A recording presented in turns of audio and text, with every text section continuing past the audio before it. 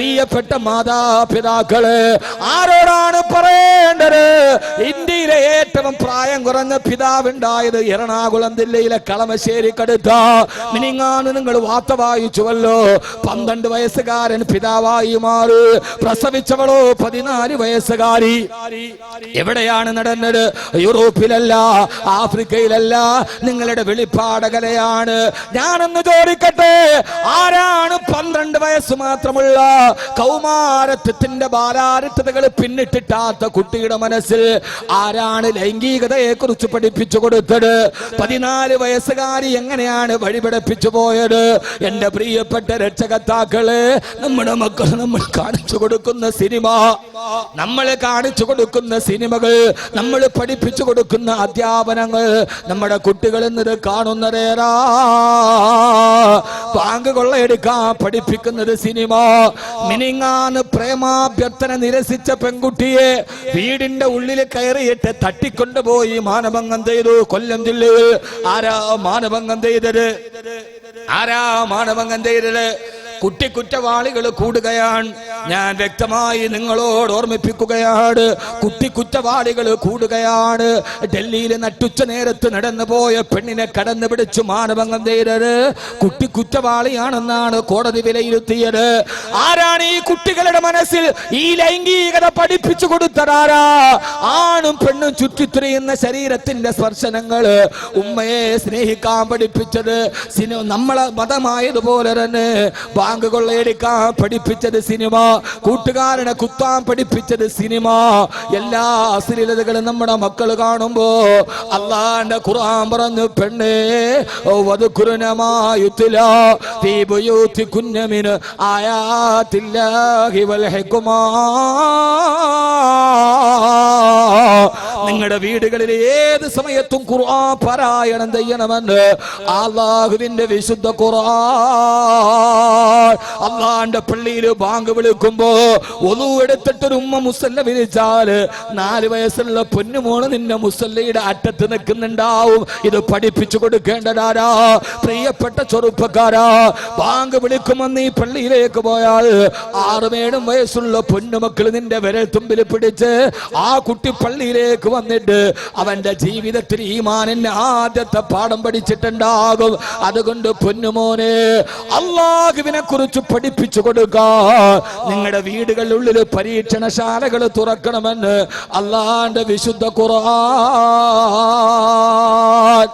ആദരവായ പ്രവാചകൻ നബി മുഹമ്മദ് മുസ്തഫ, ഉറക്കപ്പറ, ആദരവായ പ്രവാചകൻ നബി മുഹമ്മദ് മുസ്തഫ സല്ലല്ലാഹു അലൈഹി വസല്ലമ അല്ലാഹുവിന്റെ റസൂലിന്റെ മുമ്പിലൂടെ 13 വയസ്സുകാരനായ മുആദ് കടന്നു പോവുകയാണ്. ആ സമയത്ത് 13 വയസ്സുകാരൻ മുആദിനോട് അല്ലാഹുവിന്റെ റസൂൽ പറഞ്ഞു, മുആദേ വല്ലാഹി ഇന്നി ഉഹിബ്ബുക യാ മുആദ്. മുആദേ, എനിക്ക് നിന്നോട് വല്ലാത്ത ഇഷ്ടമാണ് മുആദേ. 13 വയസ്സുകാരനോട് മുത്ത് റസൂൽ പറഞ്ഞു, മുആദേ എനിക്ക് നിന്നോട് വല്ലാത്ത സ്നേഹമാണ് മുആദേ.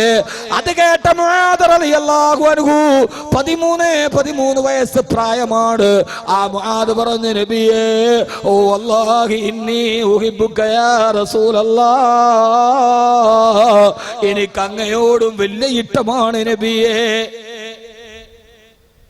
13 വയസ്സുകാരനോട് മദീനയിൽ വെച്ച് കണ്ടപ്പോ റസൂലുള്ളാഹി സ്വല്ലല്ലാഹു അലൈഹി വസല്ലം പറഞ്ഞു, മുആദേ എനിക്ക് നിന്നോട് ഭയങ്കര ഇഷ്ടമാണ്. എത്ര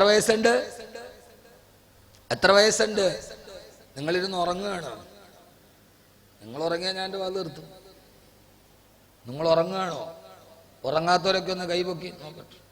അപ്പം ആരും ഉറങ്ങിയിട്ടില്ല, താത്തിയിട്ട്. അപ്പൊ മുആദ് പറഞ്ഞു, നബിയെ ചൂട് പടച്ചോനെ, അകത്തും ചൂടാണ് പുറത്തും ചൂടാണ്. മക്കളെ ഇനി എവിടെ കൊണ്ടുപോയിട്ട് വളർത്തുന്നറിയില്ല. പൂപ്പാനെ ഏൽപ്പിച്ചിട്ട് എല്ലാം ഞാൻ പറയുക, നമ്മൾ കേൾക്കുന്ന വാർത്തകളൊക്കെ വെച്ച് നോക്കുമ്പോൾ നമ്മുടെ ജീവിതം പെടയാണ്. എന്ത് ചെയ്യണമെന്നറിയാത്തൊരവസ്ഥയിലേക്ക് നമ്മൾ മാറുകയാണ്. അപ്പൊ ഇനി ഒരൊറ്റ വിഷയം, നമ്മുടെ വീടിന്റെ ഉൾത്തളങ്ങൾ നന്നാവുക എന്നത് മാത്രമേ ഉള്ളൂ, വേറൊരു പോംവഴിയില്ല.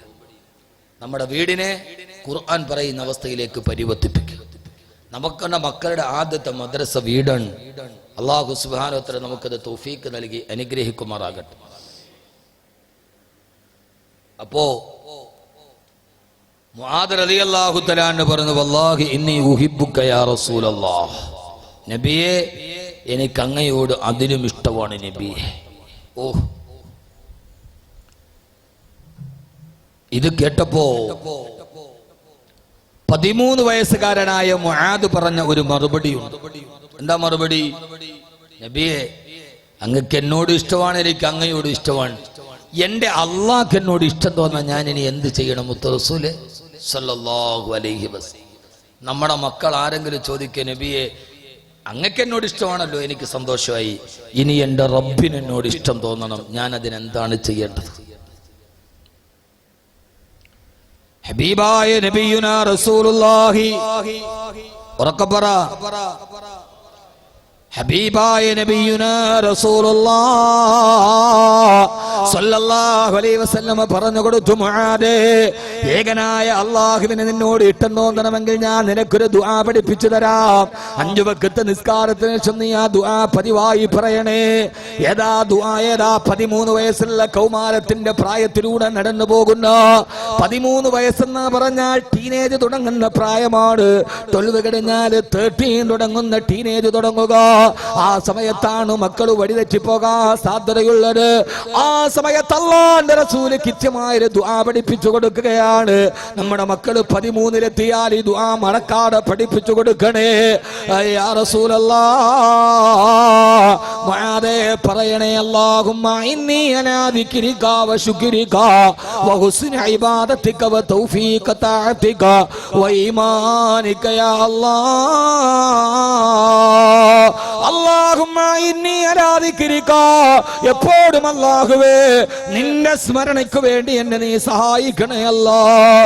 ഏത് സമയത്തും എന്റെ ഹൃദയത്തിന്റെ ഉള്ളിൽ നിന്നെ കുറിച്ചുള്ള ദിക്റുണ്ടാവാ നീ എന്നെ സഹായിക്കണേ അല്ലാഹ്.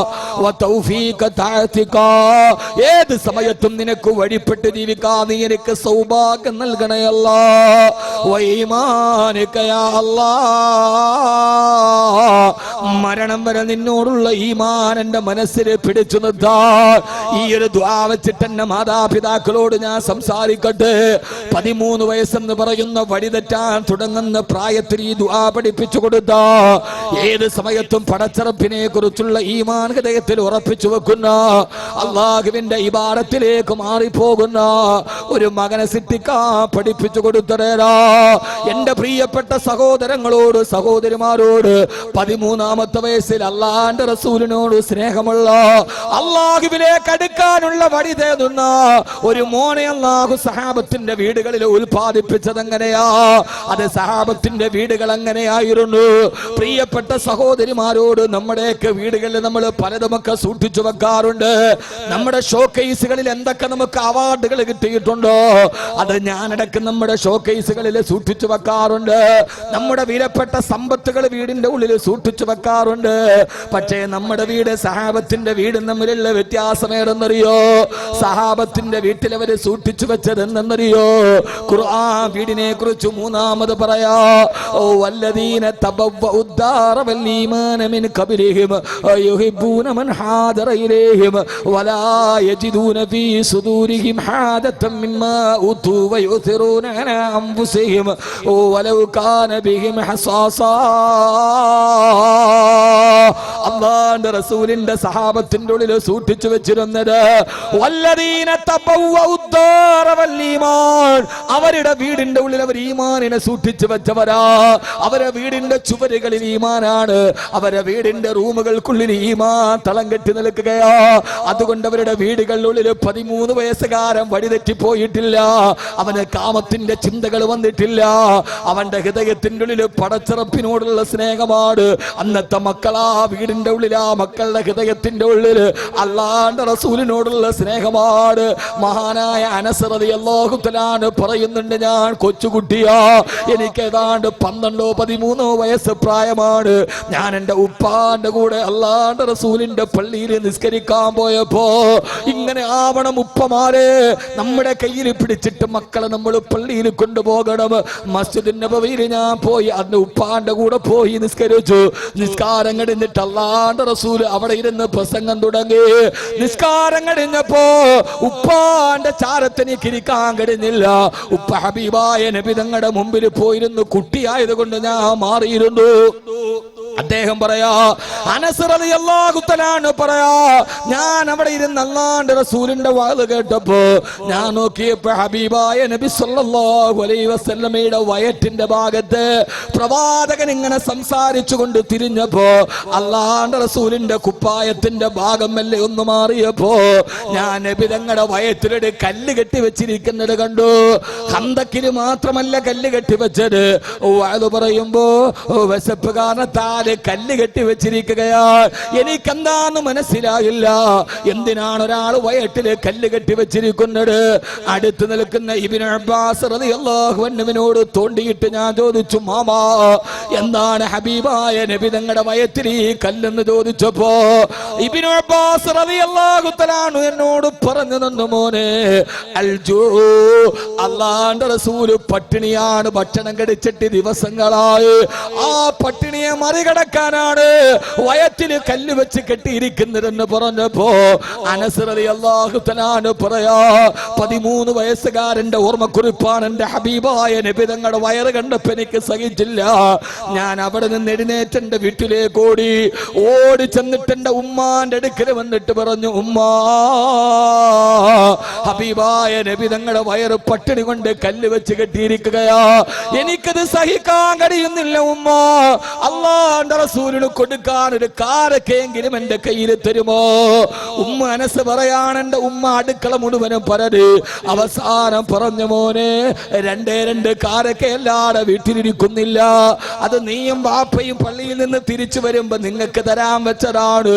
വേണ്ട ഉമ്മ, ആ കാരക്ക എനിക്ക് വേണ്ട, അല്ലാഹുവിന്റെ റസൂലിന് ഇത് കൊടുക്കണമെന്ന് പറഞ്ഞ് ആ 2 കാരക്കയും പിടിച്ചുകൊണ്ട് ഞാൻ ഓടി ചെന്നിട്ട് ആ 2 കാരക്ക ഹബീബായ നബി തങ്ങളുടെ കയ്യിൽ കൊണ്ടുപോയി വെച്ചു കൊടുത്തു. എന്റെ പ്രിയപ്പെട്ട സഹോദര, ഒരു വാല് കേട്ടുകൊണ്ടിരിക്കുമ്പോ അല്ലാഹുവിന്റെ റസൂലിന്റെ പട്ടിണി കണ്ടിട്ട് വീട്ടിലേക്ക് ഓടിച്ചെന്ന് തന്റെ വിശപ്പടക്കാനുള്ള ഭക്ഷണം എടുത്ത് ഹബീബായ നബി തങ്ങളുടെ കയ്യിൽ കൊടുക്കാൻ മാത്രത്തില് 13 വയസ്സുകാരന്റെ ഹൃദയത്തിൽ പരിവർത്തനം കൊടുത്ത സർവകലാശാല എവിടെയാണ്? അത് മറ്റൊടുത്തല്ല. വല്ലദീന തബവ്വഉദ്ദാർ വൽഈമാന, തങ്ങളുടെ വീടുകളിൽ ഈമാനിനെ കരുതലായി സൂക്ഷിച്ചു വെച്ച അസ്ഹാബുൻ നബിയിൽ മുസ്തഫ,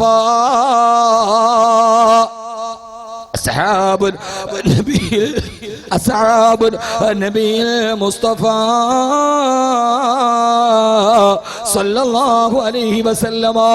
അതുകൊണ്ട് ഈ കാട്ടാളന്മാരുടെ ലോകത്ത്, അസുരന്മാരുടെ ലോകത്ത് നമ്മുടെ പെൺമക്കളെ സ്കൂളിലേക്ക് പറഞ്ഞു വിട്ടിട്ട് തിരിച്ചു വരുന്നത് വരെ നെഞ്ചിൽ തീയുമായിരിക്കുന്നൊരു ലോകത്ത് എവിടെയാണ് നമ്മുടെ മക്കളെ നഷ്ടപ്പെടുന്നതെന്നോർത്ത് വ്യാകുല ചിത്തരായി വീട്ടിൽ വഴിക്കെണ്ണെറിഞ്ഞ് കാത്തിരിക്കവേ എന്റെ പ്രിയപ്പെട്ട ഉമ്മമാരോട് ഉപ്പമാരോട്, നമ്മുടെ മക്കളെ അലാ തജ്അലൂ ബുയൂതകും മഖാബിറ, നമ്മുടെ വീടുകളെ ശ്മശാനം പോലെയാക്കരുത്. സീരിയലുകള്, സിനിമകളുമായി, അശ്ലീലങ്ങളുമായി നമ്മുടെ വീടുകളെ മാറ്റരുത്. നമ്മുടെ മക്കൾ വഴിതെറ്റി പോകും. എന്തിനാണ് ഉമ്മ നീ നിന്റെ മക്കളെ വളർത്തുന്നത്? എന്തിനാണ് ഉപ്പ നീ നിന്റെ മക്കളെ വളർത്തുന്നത്? ആ മക്കളെ നല്ല വഴിയിലോട്ട് കൊണ്ടുപോകണ്ടേ? അവസാനം ആ മക്കള് നമുക്ക് പ്രയോജനം ചെയ്യുന്ന മക്കളാവണ്ടേ? എങ്ങനെയാ മക്കള് പ്രയോജനം ചെയ്യേണ്ടത്? അവനൊരു ഡോക്ടറാക്കിയിട്ടവന്റെ നെഞ്ചത്ത് സ്റ്റെതസ്കോപ്പും വെച്ച് നടക്കുന്നത് കാണാനല്ല, അവനൊരു എഞ്ചിനീയറാവുന്നത് കാണാനല്ല, അവനൊരു ഹാഫിളായി കാണാ. എന്തിനാ നമ്മൾ മക്കളെ വളർത്തുന്നത്? ആ മക്കള് നമുക്ക് ജീവിതത്തിൽ ഒന്നും തന്നില്ലെങ്കിലും കുഴപ്പമില്ല. അവസാനം മരിക്കുന്ന നേരത്ത് മരണാസന്നനായി കിടക്കുമ്പോ ചാരത്തേക്ക് വന്നിട്ട് നമ്മുടെ പൊന്നുമക്കള് നമ്മുടെ കാതിൽ വന്നിട്ട് ഉപ്പ ഉമ്മ അവസാനത്തെ വാക്ക് പറഞ്ഞു, അലാ ഇലാഹ ഇല്ലല്ലാഹ് ലാ ഇലാഹ ഇല്ലല്ലാഹ്.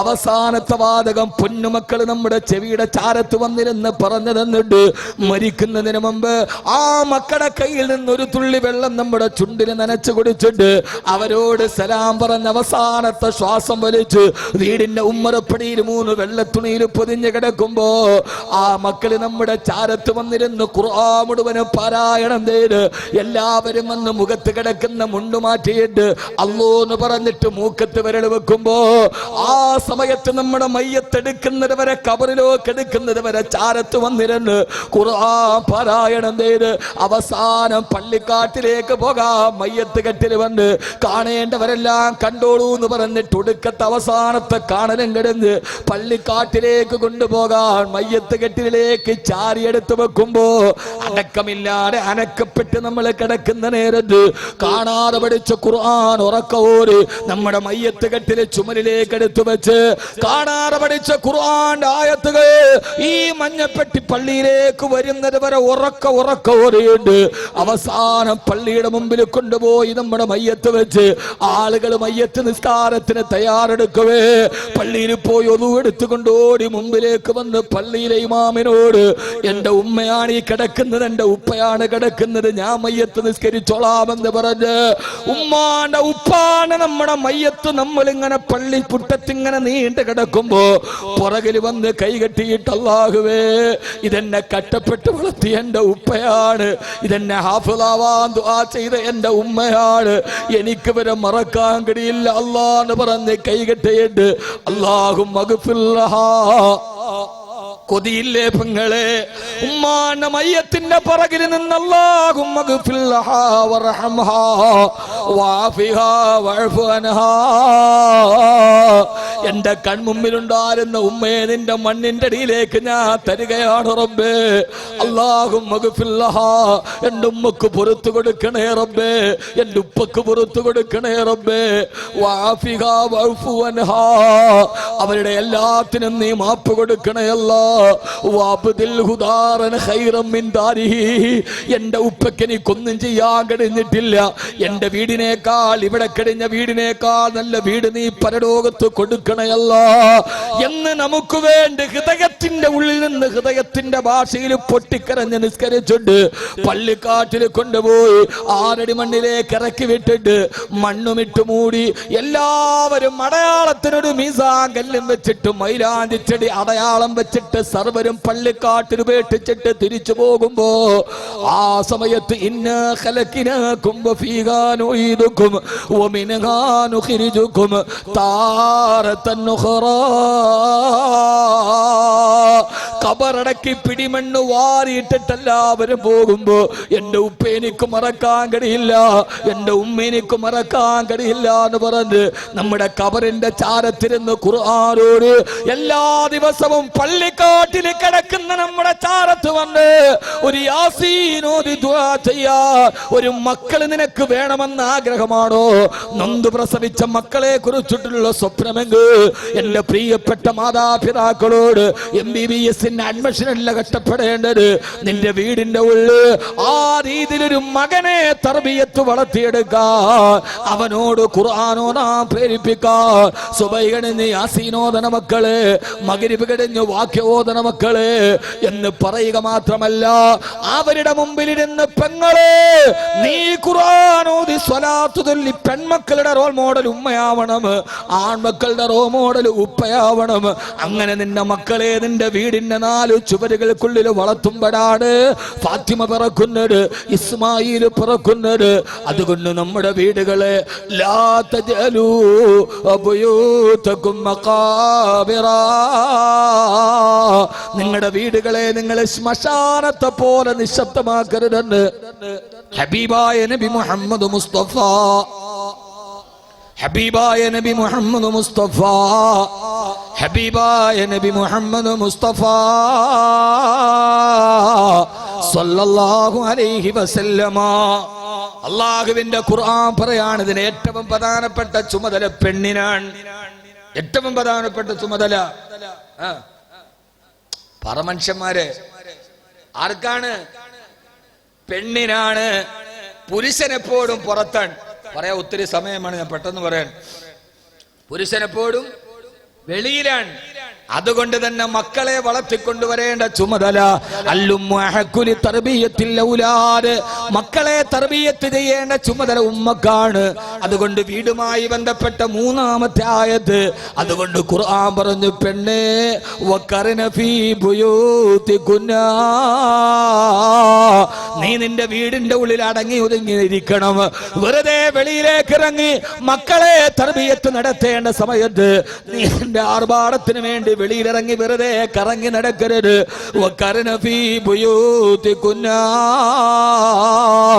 നീ നിന്റെ വീടിന്റെ ഉള്ളിൽ ഒതുങ്ങിയിരുന്ന് എപ്പോഴും നിന്നെ സാന്നിധ്യം വേണ്ടത് വീട്ടിലാണ്, നാട്ടിലല്ലെന്ന് അല്ലാഹുവിന്റെ വിശുദ്ധ ഖുർആൻ. 3-ാമത്തെ ആയത്ത് പെണ്ണെ വഖർന ഫീ ബുയൂതികുന്ന, അതുകൊണ്ട് പെണ്ണെപ്പോഴും വീട്ടിലുണ്ടാവണം. അത്യാവശ്യത്തിന് വെളിയിൽ പോകാവൂ. വീടുമായി ബന്ധപ്പെട്ട ബൈത്ത് എന്ന് പറഞ്ഞാൽ തന്നെ അറിഞ്ഞൂടെ വീട്. വഖർന ഫീ ബുയൂതികുന്ന, ഉമ്മക്കാണ്, പെണ്ണിനാണ് ചുമതല. അതുകൊണ്ട് പെണ്ണ് കൂടുതലും ഉണ്ടാവേണ്ടത് എവിടെയാണ്? പെണ്ണെപ്പോഴും കൂടുതൽ ഉണ്ടാവേണ്ട വീഗാലാൻഡിലോ അല്ലെങ്കിൽ സർക്കസ് കാണാനോ അല്ലെങ്കിൽ നാട്ടിൽ പോവാനോ ഇതിനല്ല പെണ്ണുണ്ടാവേണ്ടത്. ഭർത്താവാണ് വെളിയിൽ, പെണ്ണ് വഖർന ഫീ ബുയൂതികുന്ന, വീടിന്റെ ഉള്ളിൽ അടങ്ങി ഒതുങ്ങി ഇരുന്ന് മക്കളെ തർബിയത്ത് ചെയ്തു കൊടുക്കണം. അല്ലാഹു തൗഫീഖ് നൽകട്ടെ. ആമീൻ പറയും മനുഷ്യന്മാരെ. അല്ലാഹു തൗഫീഖ് നൽകി അനുഗ്രഹിക്കട്ടെ. എന്നാലേ നമ്മുടെ മക്കൾ നന്നാവൂ. അല്ലാഹു നമ്മുടെ വീടിനെ ഏറ്റവും നല്ല ഭവനമാക്കി അല്ലാഹു തരുമാറാകട്ടെ. സമയം വളരെ പരിമിതമാണ്, എങ്കിലും ഞാൻ വളരെ പ്രധാനപ്പെട്ട ചില വിഷയങ്ങളിലേക്ക് പോകാൻ. നമ്മുടെ വീടുകളിൽ അല്ലാഹു സന്തോഷവും സമാധാനവും നൽകട്ടെ. വീട്ടിൽ സന്തോഷവും സമാധാനവും വേണമെന്ന് ആഗ്രഹമുണ്ടോ? ഉണ്ടോ? ഉള്ളവരൊക്കെ ഒന്ന് കൈപൊക്കി നോക്കട്ടെ. ഇനി വാളു പറയണമെന്നോ? ആ മാഷാ അല്ലാ, കൈതാത്തി. എന്നാൽ അതിന് കുറെ കാര്യങ്ങൾ ചെയ്യണം. ഞാൻ പറഞ്ഞുതരാം, ഇൻഷാ അല്ലാ നിങ്ങളത് ചെയ്യുമോ? നമ്മുടെ വീട് വേറൊരിടത്തല്ല, മഹലിലല്ല, പള്ളിക്കകത്തല്ല, വേറൊരിടത്തുമല്ല, അവനവന്റെ വീട്ടിൽ സന്തോഷവും സമാധാനം ഉണ്ടാകണമെങ്കിൽ കുറെ കാര്യങ്ങൾ ചെയ്യണം. അതിൽ വളരെ പ്രധാനപ്പെട്ട ചില കാര്യങ്ങൾ ഞാൻ പറഞ്ഞുതരാം. പക്ഷെ നിങ്ങൾ ചെയ്യുമോ? ഉറപ്പാണല്ലോ. ഇപ്പൊ നമ്മുടെ പ്രസംഗത്തിന്റെ ഒരു പാർട്ട് കഴിഞ്ഞു. വാത് പറഞ്ഞ അതുകൊണ്ട് ആർക്കെങ്കിലും എന്തെങ്കിലും ഒരു ഗുണവും കുറച്ച് ഉപകാരമൊക്കെ ഉണ്ടാവണം. വാത് കഴിഞ്ഞ് ഇറങ്ങിപ്പോയ വെറുതെ ഒരു ശബ്ദ കോലാഹലമല്ല, അത് കഴിയുമ്പോൾ നമ്മുടെ ജീവിതത്തിൽ പകർത്താൻ എന്തെങ്കിലുമൊക്കെ ഉണ്ടാവണം. അല്ലാഹു തൗഫീഖ് നൽകി അനുഗ്രഹിക്കുമാറാകട്ടെ. ഇവിടെ ചൂട് കൂടുതലാണോ കുറവാ?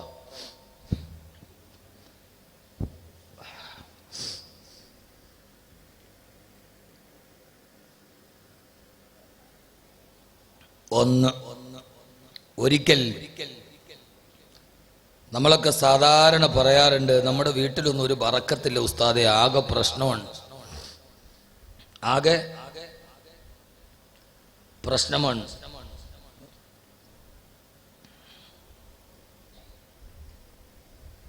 ഒരു സന്തോഷവും വീട്ടിലില്ല. വീട്ടിൽ കയറി കഴിഞ്ഞാൽ ഒരു വല്ലാത്ത ഇടങ്ങേറാണ് എന്ന് പറയുന്ന ധാരാളം ആളുകളുണ്ട്. വീട് മാത്രമല്ല, വീടിന്റെ റൂം പോലും ഖുർആൻ പറഞ്ഞിട്ടുണ്ട്. ഞാൻ ഈ വീടെന്ന് പറയുന്നൊരു വിഷയം പറയാൻ വേണ്ടി ഖുർആൻ പറയുന്നത് മുമ്പ് അത്ഭുതപ്പെടുത്തിയ വിഷയം എന്താ അറിയോ? വീട് മൊത്തത്തിൽ പറയാന്ന് വിചാരിച്ചാൽ വീട് മാത്രമല്ല, വീടിന്റെ ഓരോ ഭാഗങ്ങളാണ് ഖുർആൻ പറയുന്നത്. ഒരു റൂം, ഖുർആനിൽ ഒരു സൂറത്തിന്റെ പേര് റൂം എന്നാണ്. സൂറത്തുൽ ഹുജറാത്ത് എന്ന് പറഞ്ഞാൽ റൂം. സൂറത്തുൽ ഹുജറാത്ത്, ഗുജറാത്ത് അല്ല, സൂറത്തുൽ ഗുജറാത്ത് അല്ല, സൂറത്തുൽ ഹുജറാത്ത്. ഹിജ്ർ എന്ന് പറഞ്ഞാൽ റൂം. ഇന്നല്ലദീന യുനാദൂനക മിൻ വറാഇൽ ഹുജറാത്ത്, ആ ഭിത്തിയുടെ പുറകിൽ നിന്ന് അങ്ങേ വിളിച്ച ആളുകളില്ല നബിയെ. അള്ളാന്റെ റസൂലും ആയിഷ ബീവിയും കിടന്നുറങ്ങിയ റൂം ഖുർആനിലെ ഒരു പരാമർശ വിഷയമായി മാറി. ഒരു സൂറത്തിന് പേര് തന്നെ റൂം എന്നാണ്, വീടെന്നല്ല, റൂം. സൂറത്തുൽ ഹുജറാത്ത്. 10 മടം നീളവും 8 മടം വീതിയും, ആകാശത്ത് മഴ പെയ്താൽ തിമിർത്തു പെയ്യുന്ന മഴത്തുള്ളികൾ, ഗൃഹനാഥന്റെ താടിയിലൂടെ ഒടിഞ്ഞടങ്ങുന്ന ആ കൊച്ചു റൂം ഖുർആന്റെ ഏറ്റവും പ്രധാനപ്പെട്ട പരാമർശമായി മാറി. ഹബീബായ നബി മുഹമ്മദ് മുസ്തഫ സല്ലല്ലാഹു അലൈഹി വസല്ലമയുടെ വീട് ഹിജ്റയ്ക്ക് ശേഷമാണ് അള്ളാന്റെ റസൂൽ മസ്ജിദുൻ നബവിയുടെ ചുറ്റുഭാഗത്ത് വീട് പണിയുന്നത്. ആദ്യം വീടായിട്ട് പണിതില്ല, 9 റൂമുകളായിരുന്നു. അടുത്തടുത്താണ് ഭാര്യമാരുടെ വീട്. ആദ്യം പണിത വീടെന്നില്ല, ഒരു റൂം, അത്രേ ഉള്ളൂ. ബഹുമാനപ്പെട്ട സൗദ റളിയല്ലാഹു തആലയ്ക്ക് വേണ്ടി ഹിജ്റയുടെ 1-ാം വർഷം നബി സല്ലല്ലാഹു അലൈഹി വസല്ലം ഒരു വീട് പണിതു, ഒരു റൂം മാത്രം. അതിനോട് ചേർന്ന് 2-ാമത്തെ വർഷമാണ് ആയിഷ റളിയല്ലാഹു തആലയ്ക്ക് വേണ്ടി റൂം പണിയുന്നത്. അങ്ങനെ ഓരോ ഘട്ടം ഘട്ടമായി കാക്ക കൂടുണ്ടാക്കുന്നത് പോലെയാണ് റസൂലുള്ളാഹി സ്വല്ലല്ലാഹു അലൈഹി വസല്ലം ഓരോ ഭാര്യമാർക്ക് ഓരോ റൂം വെച്ച് കൊടുത്തത്. യഥാർത്ഥത്തിൽ ലോകത്തിലെ ആദ്യത്തെ 1,00,000 വീട് കോളനി മദീനത്തെ പള്ളിയുടെ ചുറ്റുഭാഗത്താണ്. അള്ളാഹുവിന്റെ റസൂലിന്റെ ഭാര്യമാരുടെ വീടുകൾ. മസ്ജിദുൻ നബവി അതിന്റെ ചുറ്റുഭാഗത്ത് 9 റൂമുകൾ. അങ്ങനെയായിരുന്നു വീട്. അല്ലാതെ ഒരാളുടെ വീട് മഞ്ഞപ്പെട്ടിയില്, മറ്റൊരാളുടെ കുതിരപ്പറമ്പില്, വേറൊന്ന് വില്ലുംപടിയില്, പിന്നെ അപ്പുറത്തേക്ക് പെരുമ്പാവൂര്, പിന്നെ 6-ാമത്തെ മാർക്കറ്റിന്റെ താഴെ. അങ്ങനെയല്ല, ഒരു കൊച്ചു സ്ഥലത്ത് 9 ഭാര്യമാർക്ക് ഓരോ റൂമുകൾ. 10 മുഴം നീളം, 8 മുഴം വീതി. നമ്മുടെ ഒരു റൂം ശരാശരി 10ക്ക് 10 പണ്ട്. ഇപ്പോ 12ക്ക് 14, 14ക്ക് 16 ഒക്കെയാണ് റൂമിന്റെ വലിയ റൂമുകളാണ്. കാലം മാറിയപ്പോ സൗകര്യങ്ങൾ കൂടി. അതിന്റെ ഉള്ളിലാണ് ആയിഷ ബീവിയുടെ ഡ്രസ് റൂം, അതിന്റെ ഉള്ളിലാണ് ആയിഷ റളിയല്ലാഹു തആലയുടെ അടുക്കള, അതിന്റെ ഉള്ളിലാണ് ആയിഷ ബീവിയുടെ കിടപ്പറ. എല്ലാം ഈ കൊച്ചു റൂമിന്റെ ഉള്ളിലാണ്. ചപ്പാത്തി പത്തിരി ചുടാൻ കല്ലുണ്ടായിരുന്നില്ല. കല്ല് അപ്പുറത്ത് പോയി കടം വാങ്ങിച്ചുകൊണ്ട് വന്നിട്ടാണ് ആയിഷ ബീവി ചപ്പാത്തി ചുട്ടിരുന്നത് റളിയല്ലാഹു അൻഹ. പക്ഷേ ആ വീട്ടിൽ എപ്പോഴും സന്തോഷമായിരുന്നു. ആ വീട്ടിൽ ആ കൊച്ചു വീടിനെ നിങ്ങൾ ഓർത്ത് നോക്കിയും ആ വീട്ടിൽ എപ്പോഴും സന്തോഷമായിരുന്നു. നമുക്കിന്ന് ഏറ്റവും വലിയ കോൺക്രീറ്റ് സൗധത്തിന്റെ ശീതീകരിച്ച റൂമിൽ കൊതുകിന് പോലും കയറി വരാൻ കഴിയാത്ത നല്ല മെത്തയിൽ നമ്മൾ കിടക്കാണ്. ഭാര്യയും ഭർത്താവും അടുത്ത് കിടക്കുന്നെങ്കിലും മനസ്സ് കിലോമീറ്ററോളം അകലെയാണ്. പരസ്പരം മിണ്ടൂല്ല. അങ്ങോട്ടും ഇങ്ങോട്ടും തിരിഞ്ഞു കിടക്കുന്ന ഭാര്യ ഭർത്താക്കന്മാർ. പക്ഷേ കൊച്ചു വീട്. കഴിഞ്ഞ ദിവസം പത്രത്തിലൊരു വാർത്തയുണ്ടായിരുന്നു. തിരുവനന്തപുരം ജില്ലയിലെ കല്ലറയിൽ കൂലിപ്പണിക്കാരനായ ഭർത്താവ് പനി വന്ന് മരിച്ചു. ഭാര്യ ഭർത്താവിന്റെ കല്ലറയുടെ മുമ്പിൽ തൂങ്ങി മരിച്ചു. 4 വയസ്സും 2 വയസ്സുള്ള കുട്ടികൾ അനാഥകളായി.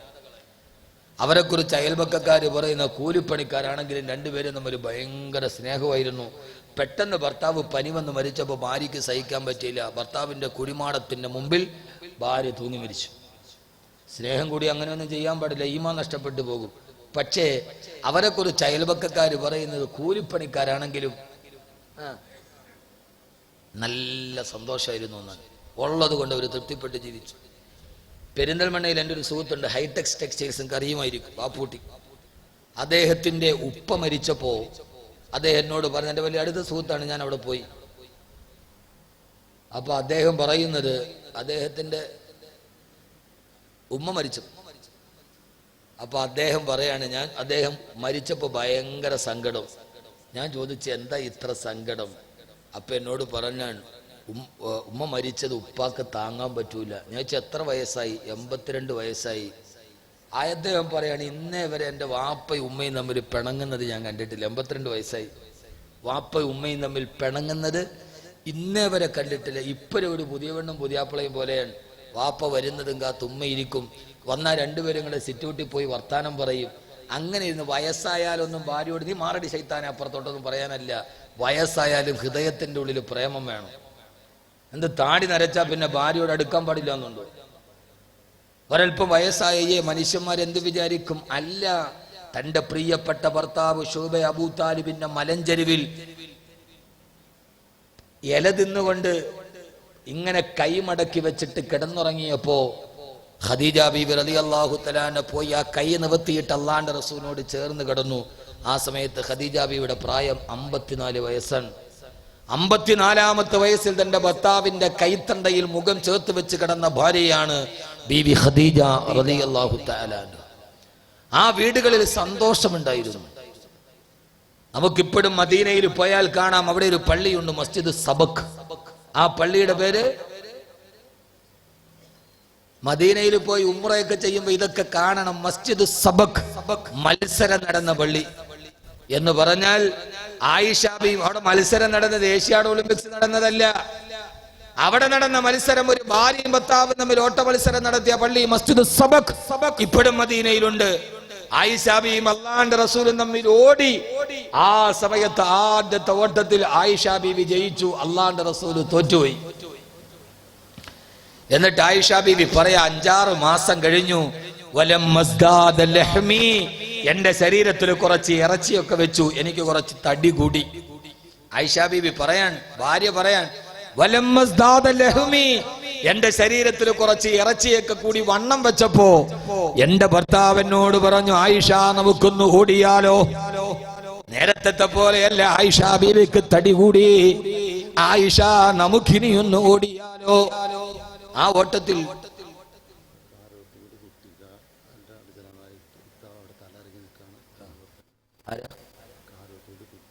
കാരോത്തുകൂടി കുട്ടിക്ക ഉണ്ടെങ്കിലും ഒന്നത് ഇദ്ദേഹത്തിന്റെ അടുത്തോട്ട് പോകണം. കാരോത്തുകൂടി കുട്ടിക്ക. അങ്ങനെ ഒരാളുണ്ടെങ്കിൽ ഇത് അദ്ദേഹത്തിന്റെ ഭാര്യയ്ക്ക് എന്തൊരു ചെറിയൊരു അസ്വസ്ഥത അങ്ങോട്ട് പോയി. പടച്ചോനെ ഇല്ല അങ്ങനെ ആള് ഭാര്യയാക്കിയിട്ട് പോയാ. കാരോത്തുകൂടി കുട്ടിക്ക് ഭാര്യയ്ക്കൊരു ചെറിയ എന്തോ ഒരു അസ്വസ്ഥത, അള്ളാഹു ഷിഫയാക്കി കൊടുക്കട്ടെ. എന്തോ ഈ ചൂടൊക്കെ ഉണ്ടാകുമ്പോൾ ചെറിയൊരു അസ്വസ്ഥതയാണ്, അള്ളാഹു എല്ലാം ഷിഫയാക്കി കൊടുക്കട്ടെ ഈ സദസ്സിന്റെ പറ. കുട്ടിക്ക് പോയാ. അപ്പൊ നിങ്ങളൊന്ന് ആലോചിച്ച് നോക്കി, ഒരു ഭർത്താവ്, ആ ഭർത്താവ് ഭാര്യയ്ക്ക് തടി കൂടുന്ന നോക്കിയിരുന്നിട്ട് വിളിക്കാൻ, ആയിഷ ഇനിയൊന്ന് ഓടിയാലോ. ഞങ്ങള് രണ്ടുപേരും ഓടി. എനിക്ക് ഇറച്ചി കൂടി തടി കൂടിയത് കൊണ്ട് എനിക്ക് പഴയതുപോലെ ഓടാൻ കഴിഞ്ഞില്ല, ഞാൻ തോറ്റുപോയി എന്ന് ബഹുമാനപ്പെട്ട ബീവി ആയിഷ റളിയല്ലാഹു അൻഹാ തടി കൂടിയോണ്ട് ഞാൻ ഓടിയപ്പോ കിതച്ചു പോയി, ഞാൻ തോറ്റുപോയി. അവർ രണ്ടുപേരും ഓടിയ സ്ഥലത്ത് നിന്ന് ഒരു പള്ളിയുണ്ട്, മസ്ജിദ് സബക്ക്. നമ്മൾ ഭാര്യയും ഭർത്താവും കൂടെ ഓടാറുണ്ടോ? വല്ലപ്പോഴും ഓടാറുണ്ട്. എവിടെ ഭാര്യ നമ്മളെ ഓടിക്കണ നാട്ടുകാർ കാണാറുണ്ടെന്ന് മാത്രം. കല്യാണം കഴിഞ്ഞാൽ അങ്ങനെയാണ്. കല്യാണം കഴിഞ്ഞ ആദ്യ രാത്രിയിൽ ഭർത്താവ് ഭയങ്കര വീമ്പളക്ക്, ഞാൻ കോളേജിൽ പഠിക്കുമ്പോൾ അങ്ങനെയായിരുന്നു ഇങ്ങനെയായിരുന്നു, ഞാൻ പട്ടാളത്തിലായിരുന്നു, ആ സമയത്ത് ഞാൻ മുന്തിരിവള്ളിയിൽ തൂങ്ങി വെടിവെച്ച ആളാണ് എന്നൊക്കെ പറഞ്ഞ് കുറെ പുളുവടിക്കും. ഭാര്യ മിണ്ടാണ്ട് കേട്ട് കിടക്കും. കുറെ കഴിയുമ്പോൾ ഭാര്യ ഇങ്ങോട്ട് പറയാൻ തുടങ്ങും, ഭർത്താവ് മിണ്ടാതെ കേട്ട് കിടക്കും. കുറെ കഴിയുമ്പോൾ രണ്ടുപേരും കൂടെ പറയാൻ തുടങ്ങും, നാട്ടുകാരത് മുഴുവനും കേൾക്കും. യഥാർത്ഥത്തിൽ അവർ ഓടിയ പള്ളിയിൽ മസ്ജിദ് സബക്. ആ വീടുകളിൽ സന്തോഷം കളിയാടിയിരുന്നു. ഇന്ന് നമ്മുടെ വീടുകളിൽ സന്തോഷമില്ല. 14 രാവിലെ ചന്ദ്രൻ ആകാശത്ത് പുഞ്ചിരി പൊടിച്ചു നിൽക്കുമ്പോ എല്ലാ തിരക്കും കഴിഞ്ഞ് ഓടി വന്നിട്ട് എന്റെ മടിയിൽ തലവെച്ച് കിടക്കുമായിരുന്നു എന്റെ മുത്ത് റസൂൽ സല്ലല്ലാഹു അലൈഹി വസല്ലം. ആയിഷ ബി പറയാ, എന്റെ മടിയിൽ തലവെച്ച് ഇങ്ങനെ കിടക്കും. എന്നിട്ട് എന്നോട് വർത്താനം പറയും. എന്റെ പൊന്ന് ഭർത്താക്കന്മാരെ, ജീവിതത്തിന്റെ എല്ലാ തിരക്കുകളുടെ ഇടയിലും വല്ലപ്പോഴും ഒക്കെ ഒന്ന് പോയി മടിയിലൊന്ന് തലവെച്ച് കിടക്കണം, ആരും അറിയണ്ട, ഒന്നും കുഴപ്പമില്ല. എന്താ ചിരിക്കണേ? നമ്മുടെ വീടിന്റെ മുമ്പിൽ ഒരു പച്ച പുല്ലിന്റെ തകിടിയൊക്കെ ഉണ്ടാവണം, ഒരു ചെറിയ പൂന്തോട്ടമൊക്കെ ഉണ്ടാവണം. ഇനി അതിന് പൈസ ഇല്ലാത്തവരാണെങ്കിൽ സ്വന്തമായിട്ട് വെറുതെ കുറച്ച് ചെടിയൊക്കെ വെച്ചൊരു സ്ഥലം ഉണ്ടാക്കണം. എന്നിട്ട് മക്കളൊക്കെ കിടന്നുറങ്ങി, എല്ലാവരും സമയമൊക്കെ ആയി. ആ സമയത്ത് ഭാര്യയും ഭർത്താവും കൂടി വെളിയിൽ പോയി ആ പുല്ലിന്റെ ഭാഗത്ത് പോയിരുന്നൊരു കുറച്ചേരം വർത്താനം പറയണം. ബെഡ്റൂമിലിരുന്ന് പറയുന്ന വർത്താനം ഒരല്പനേരം അവർ പോയി അവിടെ ഇരുന്ന് രണ്ടുപേരും കൂടെ വർത്താനം പറഞ്ഞു നോക്കി, നമ്മുടെ മനസ്സിന് ഒത്തിരി അകലങ്ങൾ കുറയും. പരസ്പരം ഒന്ന് കുറച്ചവിടെ പോയിരുന്ന് വർത്താനം പറയാം. അള്ളാഹു തൗഫീക്ക് നൽകട്ടെ. ആമീൻ പറ മനുഷ്യന്മാരെ. നിസ്കരിക്കാൻ പറഞ്ഞ എല്ലാവരും റെഡി. ഇത് ആൾക്ക് നാണാണ്. ഭാര്യ എല്ലാവരും ഒക്കെ ഉറങ്ങി വീട്ടിൽ ഭാര്യയും ഭർത്താവും കൂടെ മാറിപ്പോയി അവിടെ ഇരിക്കണം. പക്ഷെ ഒരു കാര്യം പറഞ്ഞേക്കാം, ഈ ഭാര്യയും ഭർത്താവും എല്ലാവരും ഉറങ്ങിക്കഴിഞ്ഞ് മുറ്റത്ത് ചുവട്ടിലൊക്കെ പോയിരിക്കുമ്പോൾ ഈ അമ്മായിയമ്മയെന്ന് പറഞ്ഞ സാധനം ഇങ്ങനെ തലപൊക്കി നോക്കരുത്. ഞാൻ അവിടെ എന്താടാ പണി, നിങ്ങൾക്കപ്പ അവിടെ റോളില്ല, നിങ്ങൾ മെല്ലെ അത് കാണാത്തതുപോലെ മാറിയേക്കാം. പ്രശ്നം അതാണ്. കണ്ട 10-25 വർഷം ഞാൻ മടിയിൽ വെച്ചിട്ട് പാക്ക് മാതിരി വളർത്തിയ എൻ്റെ പൊന്നു മോനാണ്. അവള് ചെവിയിൽ ഊതി ഊതി ഇപ്പൊ അവൻ എന്നെ കാണാതെ മുറ്റത്തിരുന്ന് അവളോട് വർത്താനം പറയാറായി. നിങ്ങൾക്ക് അവിടെ റോളില്ല, നിങ്ങൾ മെല്ലെ മാറിക്കൊടുക്കണം. ആ വീടുകളിൽ ദാരിദ്ര്യമായിരുന്നു. നിങ്ങൾക്കറിയാം വീടിന്റെ അവസ്ഥ. ഇന്ന് എന്ത് പറ്റിപ്പോയി സഹോദരങ്ങളെ? നമുക്ക് കടിക്കാൻ നന്നായിട്ടുണ്ട്, നമുക്കെല്ലാവർക്കും കടിക്കാൻ ആവോളമുണ്ട്. അള്ളാഹു തൗഫീക്ക് നൽകി അനുഗ്രഹിക്കുമാറാകട്ടെ. നമ്മുടെ ജീവിതത്തിൽ അള്ളാഹു നമ്മുടെ സന്തോഷങ്ങളെ നിലനിർത്തി തരുമാറാകട്ടെ. എന്ത് തിരക്കുണ്ടെങ്കിലും ഭാര്യയുടെ കൂടെ എന്താ അവിടെ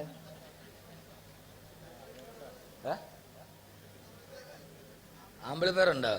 ഞാനില്ല, പിന്നെ ഒന്നും പറ്റൂല്ലോ കുട്ടിയെ, കുഴപ്പമൊന്നുമില്ല. ഇനി ഭർത്താവിന് ഭയങ്കര തിരക്കാണ്, അയാൾ വീട്ടിൽ ഒരു ദിവസം ഉണ്ട്. എന്നാൽ ഈ നല്ല ഭാര്യയാണ് എന്ത് ചെയ്യണമെന്നറിയോ? ഭർത്താവ് പറയും നമുക്ക് ഇന്ന് വെളിയിൽ കുറച്ചേരേക്ക്, അത് വേണ്ട, നിങ്ങൾ ഇന്നൊരു ദിവസം വീട്ടിൽ വന്നാലേ നിങ്ങൾക്ക് നല്ല ക്ഷീണമുണ്ട്, നിങ്ങൾ നേരത്തെ കിടന്ന് ഉറങ്ങിക്കോളി എന്ന് പറഞ്ഞിട്ട് ആ ഭർത്താവിൻ്റെ അടുത്ത് തിരിച്ചൊരു ഭാര്യ പറയുമ്പോൾ ആ ഭർത്താവ് ഓർക്കും, പടച്ചോനെ എന്തോ ഒരു സ്നേഹമാണ് അവർക്ക് എന്നോട് എന്നാ ഭർത്താവിനും തോന്നും. അപ്പൊ ഭാര്യമാരെന്ത് ചെയ്യണം? അവിടെ വന്ന് ഇരുന്നേ മതിയാവൂന്ന് വാശി പിടിക്കരുത്. നിങ്ങൾക്ക് വയ്യല്ലോ, നിങ്ങൾ ഇത്രയും വലിയ യാത്രയൊക്കെ കഴിഞ്ഞിട്ട് വന്നതല്ലേ, അതുകൊണ്ട് നിങ്ങൾ എന്ത് ചെയ്യണം? ഇന്നൊരു ദിവസം വീട്ടിൽ വരുമ്പോൾ നമുക്ക് അവിടെ വന്നിരുന്ന സമയങ്ങൾ നിങ്ങൾ നേരത്തെ കിടന്ന് ഉറങ്ങിക്കോളി, നിങ്ങൾ എന്നും രാത്രി വാതൊക്കെ പറഞ്ഞ് രാത്രി ഉറക്കമില്ലാത്ത ആളല്ലേ എന്ന് ഭാര്യ പറയുമ്പോൾ രണ്ടുപേർക്ക് അങ്ങോട്ടും ഇങ്ങോട്ടും സന്തോഷമായി. ഞാൻ ഇത് പറയാൻ കാരണം എൻ്റെ ഭാര്യ വാത് കേൾക്കണോണ്ടാണ്. ജീവിതം എന്ന് പറഞ്ഞാൽ ഒരു അഡ്ജസ്റ്റ്മെന്റ്. എന്നാൽ ആ വീടുകളിലെ അവസ്ഥയേരാ. ആദരവായ പ്രവാചകൻ നബി മുഹമ്മദ് മുസ്തഫ സല്ലല്ലാഹു അലൈഹി വസല്ലമ 10 മടം നീളമുള്ള 8 മടം വീതിയുള്ള ആകാശത്ത് മഴ പെയ്താല് തിമിർത്തുലിയുന്ന ചെറ്റപ്പുരക്കുള്ളിൽ സ്നേഹത്തിന്റെ ജാലകൾ തീർത്ത അല്ലാഹുവിന്റെ റസൂലും ഭാര്യമാരുടെ ഈ ജീവിതത്തിന്റെ അവസ്ഥയേതാ. ഒരു ദിവസം ഹബീബായ നബി തങ്ങൾ പള്ളിയിൽ നിസ്കാരം കഴിഞ്ഞു വരുമ്പോ തന്റെ പ്രിയപ്പെട്ട ഭാര്യ സഫിയ റളിയല്ലാഹു തആല അൻഹ ഒരു നേരത്തെ ഭക്ഷണത്തിന് വീട്ടിലില്ലാതെ വന്നപ്പോ അറബി പെണ്ണുങ്ങളുടെ കുപ്പായം തുന്നി കൊടുക്കുകയാണ്. ഒരു നേരത്തെ ഭക്ഷണത്തിന് വക കണ്ടെത്താൻ മഹതിയായ സഫിയ റളിയല്ലാഹു തആല വീടിന്റെ മുറ്റത്ത് നിന്നിട്ട് അറബി പെണ്ണുങ്ങളുടെ കുപ്പായം തുന്നി കൊടുക്കുകയാ. ഹബീബായ റസൂലുള്ളാഹി സ്വല്ലല്ലാഹു അലൈഹി വസല്ലം അവിടേക്ക് കടന്നു വരുമ്പോ പ്രിയപ്പെട്ട ഭാര്യ ഒരു നേരത്തെ ഭക്ഷണത്തിന് വേണ്ടി അറബി പെണ്ണുങ്ങളുടെ കുപ്പായം തുന്നുന്നത് കാണവേ ഹബീബായ നബി തങ്ങളുടെ നെഞ്ചു പൊട്ടിപ്പോയി. സഫിയ റളിയല്ലാഹു അൻഹയോട് വിളിച്ചു, സഫിയ എന്താണ് നബിയേ? ഓ സഫിയ, ഈ കാണുന്ന ഉഹദ് പർവ്വതം നീ കണ്ടോ സഫിയ? കണ്ടു നബിയേ. ആ കാണുന്ന ഉഹദ് പർവ്വതം ഈ സ്വർണ്ണമലയാക്കി തരാമെന്ന് അള്ളാന്റെ മലക്കുകൾ എന്നോട് പറഞ്ഞതാണ് സഫിയ. ഞാൻ അള്ളാനോട് പറഞ്ഞു എനിക്കത് വേണ്ടെന്ന് ഞാൻ പറഞ്ഞതാ. സഫിയ, വേണമെങ്കിൽ ഉഹദ് പർവ്വതം അള്ളാഹു നമുക്ക് സ്വർണ്ണമായി തരുമായിരുന്നു. ഈ ദാരിദ്ര്യത്തെ ഞാൻ തെരഞ്ഞെടുത്തതാണ് പൊന്നുമോളെ എന്ന് സഫിയ റളിയല്ലാഹു അൻഹയോട് മനസ്സിൽ തറക്കുന്ന വാക്ക് പറയവേ പൊട്ടിക്കരഞ്ഞുകൊണ്ട് സഫിയ റളിയല്ലാഹു തആല പറഞ്ഞു, യാ റസൂലല്ലാഹ്, യാ റസൂലല്ലാഹ്, അല്ലാഹു നൽകിയ ഇതിൽ ഞാൻ പൂർണ്ണ സംതൃപ്തവതിയാണെന്ന് മഹാനായ മഹദിയായ ബഹുമാനപ്പെട്ട നബിയുനാ റസൂലുള്ളാഹ് സ്വല്ലല്ലാഹു അലൈഹി വസല്ലമ അല്ലാഹുവിന്റെ റസൂലിന്റെ ഭർത്താവിന്റെ മനസ്സറിഞ്ഞ് പ്രതികരിച്ച ഭാര്യ. എന്റെ പ്രിയപ്പെട്ട സഹോദരങ്ങളെ, ആയിഷ റളിയല്ലാഹു തആലയെ പോലെ പ്രിയപ്പെട്ട ഭർത്താവിനോട് പട്ടിണിയുടെ കാര്യം പറയുമ്പോ എനിക്ക് പ്രശ്നമില്ല മുത്തേ, എനിക്ക് നാളെ സ്വർഗത്തിൽ അങ്ങയുടെ ഭാര്യയായാൽ മതി എന്ന് പറഞ്ഞിട്ട് പട്ടിണി വന്നപ്പോ തന്റെ പട്ടിണി മറ്റൊരാളോട് പറയാതെ പരിഭവം പറയാതെ വീടിന്റെ ഉള്ളിലെ ഈത്തപ്പന മരത്തിന്റെ ഓലയോട് ചേർന്നിരുന്ന ഭാര്യ യഥാർത്ഥത്തിൽ ലോക ചരിത്രത്തിലെ ഏറ്റവും പ്രധാനപ്പെട്ട ഒരു ഭാഗ്യവതി ആയിഷ റളിയല്ലാഹു തആലയാണ്. കാരണം ആയിഷ ബിബിയുടെ വീടേത് വീടെന്നറിയോ? മാബൈന ബൈതി വ മിംബരി റൗളത്തും മിന റിയാദിൽ ജന്ന. എന്റെ വീടിന്റെയും എന്റെ ഖബറിന്റെയും ഇടയിലുള്ള സ്ഥലം ഭൂമിയിലെ സ്വർഗമാണെന്ന് പറഞ്ഞത് ആരുടെ വീടാണ്? പൊന്നുമോളെ ബൈത്തു ആയിഷ, ആയിഷ റളിയല്ലാഹു അൻഹയുടെ വീടാണത്. ആ വീടൊരു അടയാളമായി മാറി. ഈ ഭൂമിയിൽ സ്വർഗത്തിന്റെ പരിമളമുള്ള 10,000 ആളുകളെ 2 റക്അത്ത് നിസ്കരിക്കാൻ കൊതിക്കുന്ന മദീനത്തെ പള്ളിയുടെ മിമ്പറിന്റെ ചുവട്ടിലുള്ള സ്ഥലത്തിന്റെ അതിർത്തി ആരുടെ വീടാ? ആയിഷ ബീവിയുടെ വീടാണത്. ആയിഷ ബീവിയുടെ വീടിന്റെയും ഖബറിന്റെയും ഇടയിലുള്ള സ്ഥലം സ്വർഗത്തിന്റെ പൂന്തോപ്പായി മാറുന്ന രീതി കഴിയോപങ്ങള്. നമ്മുടെ വീടിന് 2 നില വീടാണ്, അത്യന്താധുനിക സൗകര്യങ്ങളുണ്ട്. പക്ഷേ സ്വർഗത്തിന്റെ ഒരു ശീതളിമയുണ്ടാവാ. ആ വീടിന്റെ അവസ്ഥ എന്തെന്ന് നിങ്ങൾക്കറിയോ? ഏത് വീടാണത്? ആദ്യമായി അല്ലാഹുവിന്റെ റസൂലിന്റെ വഫാത്തിന് ശേഷം മസ്ജിദ് നബവി വിശാലമാക്കാൻ തീരുമാനിച്ചു. നേരത്തെ ഞാൻ പറഞ്ഞല്ലോ, മദീനത്തെ പള്ളിയുടെ ചുറ്റുമാണ് പ്രവാചകന്റെ വീടുള്ളത്. ഖലീഫ അബ്ദുൽ മർവാൻ ബിൻ മലിക്കിന്റെ കാലഘട്ടത്തിൽ അബ്ദു മർവാന്റെ കാലഘട്ടത്തിൽ മദീനത്തെ പള്ളി വികസിപ്പിക്കാൻ തീരുമാനിച്ചു. അതിന്റെ ഭാഗമായി പള്ളിയുടെ ചുറ്റുഭാഗത്തുള്ള അല്ലാഹുവിന്റെ റസൂലും ഭാര്യമാരെ കിടന്നുറങ്ങിയ വീട് പൊളിക്കാൻ തീരുമാനിച്ചു. മഹാനായ താബിയായ ഒരു മഹാനായ മനുഷ്യൻ പറയുന്നുണ്ട്. അദ്ദേഹം പറയാണ്, ആ സമയത്താണ് ഞാൻ മദീനക്കാരും മുഴുവനും വാവിട്ട് നിലവിളിച്ചു പോയി. അല്ലാഹുവിന്റെ റസൂല് കിടന്നുറങ്ങിയ വീട് പൊളിക്കാനോ. മഹാനായ സഹാബത്ത് മുഴുവനും പൊട്ടിക്കരഞ്ഞുകൊണ്ടിരിക്കവേ ആ സഹാബികൾ പറഞ്ഞു, യാ വൈലത്താ, അല്ലാഹുവിന്റെ റസൂല് കിടന്നുറങ്ങിയ വീട് പൊളിക്കുകയോ? പള്ളി വലുതാക്കാൻ വേണ്ടി വീടുകൾ പൊളിച്ചപ്പോ മഹാനായ സഹാബി രേഖപ്പെടുത്തുകയാണ്, ആ വീടുകളെങ്ങാനും പൊളിക്കാതിരുന്നുവെങ്കിൽ ഇന്നും മദീനയിലേക്ക് നമ്മൾ പോകുമ്പോ മസ്ജിദ് നബവിയുടെ ചുറ്റുഭാഗത്ത് ഈത്തപ്പന മരത്തിന്റെ ഓല ചാരി വെച്ച 10 മടം നീളമുള്ള 8 മടം വീതിയുള്ള ഈത്തപ്പന മരത്തിന്റെ ഓലത്തറയിൽ വിരിച്ചിരുന്ന ആ കുടിലുകൾ ഇന്നും മുസ്ലിമീങ്ങൾക്ക് കാണാമായിരുന്നു. ആ വീടുകൾ അവരുടെ ജീവിതത്തിൽ ഏറ്റവും വലിയൊരു തിരുത്തലായി മാറുമായിരുന്നു. പക്ഷേ ആ പള്ളി മുഴുവനും ആ വീട് പൊളിച്ചു കളഞ്ഞല്ലോ. മദീന മുഴുവനും വാവിട്ട് നിലവിളിച്ചത് എല്ലാ പട്ടിണിയും പ്രതിസന്ധിയും പ്രതിബന്ധങ്ങളും തരണം ചെയ്ത സഹാബത്തിന്റെ അല്ലാഹുവിന്റെ റസൂലിന്റെ ഭാര്യമാരുടെ വീടുകൾ പൊളിക്കപ്പെട്ടപ്പോഴാ എന്റെ പ്രിയപ്പെട്ട എന്റെ പ്രസംഗങ്ങൾ കാണെത്തിയ എന്റെ പ്രിയപ്പെട്ട സഹോദരിമാരെ, ആദരവായ പ്രവാചകൻ നബി മുഹമ്മദ് മുസ്തഫ സല്ലല്ലാഹു അലൈഹി വസല്ലമയുടെ സമയമേറെ പറയുന്നതിൽ അർത്ഥമില്ല. ഞാൻ നിങ്ങളോട് സൂചിപ്പിക്കുകയാണ്, നമ്മുടെ വീട്ടിൽ അല്ലാഹുവിന്റെ സമാധാനം വേണമോ? നമ്മുടെ വീട്ടിൽ അല്ലാഹുവിന്റെ സന്തോഷമുണ്ടാവണോ? എന്നാൽ കുറെ കാര്യങ്ങൾ നമ്മൾ ചെയ്യേണ്ടതുണ്ട്. അതിൽ പ്രധാനപ്പെട്ടത് ഏതെന്നറിയോ? അല്ലാഹു നമ്മുടെ വീടുകളെ കബൂലാക്കുമാറാകട്ടെ.